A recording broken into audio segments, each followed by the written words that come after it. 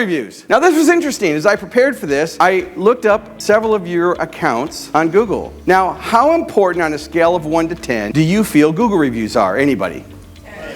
Rarely. I'm glad everybody said 10s. How important is it that you show up in the search engines? 10, right? But do you know that if you don't respond to your Google reviews, Google moves you down in the search rankings? Do you know that if you don't respond in a way that's natural sounding? I went to some of your locations and it said, thank you for your feedback, we'll share it with our team. That's not good. Then I went to some that hadn't answered any in 2 years. How fast should you respond to a Google review? Same day, right? ChatGPT is a browser or an app that you type instructions into, or voice, and then it gives you responses. For those of you that were at 0, I'm going to get you up to a 5 real quick today. For those of you at 5, don't worry, we're going to get you to a 10. But this is the prompt. Act as my online reputation management for law and doctor business and respond to Google reviews. You could stop there, but that doesn't give it context. Let's continue.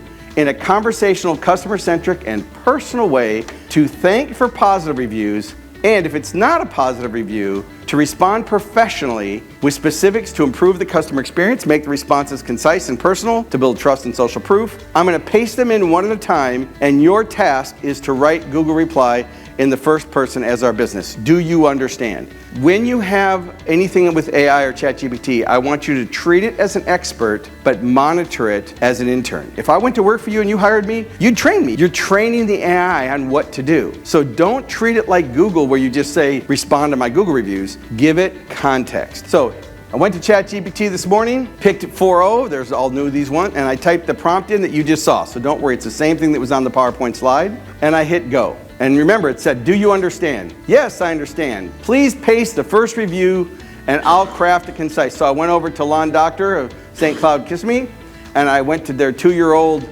review that had no post on it, and I copied it. Now they got a 4.9, rating, so it's not bad.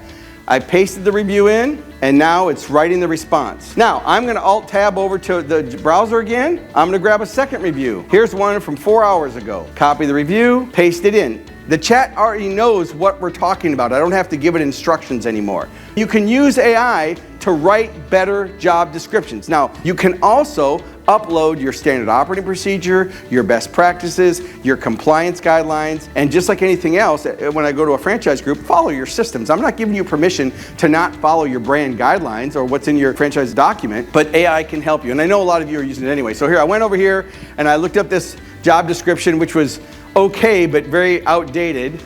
I copied it to my browser. So this was from Punta Gorda in Florida. I said, I want you to attract ideal candidates for my business. Please review this job and make it more compelling. I pasted it in the job description, and now it's writing the job description. And it's writing in a much more personal and effective manner. Then, when I got done with it, I said, now write it in Spanish. So it can convert anything. It can convert English to Spanish or any other language you want, and it can help you improve your job descriptions. It can help you with interview questions. You can record a conversation with a candidate, upload the transcript, and ask you what the personality style is of that person. Are they trustworthy? Are they honest?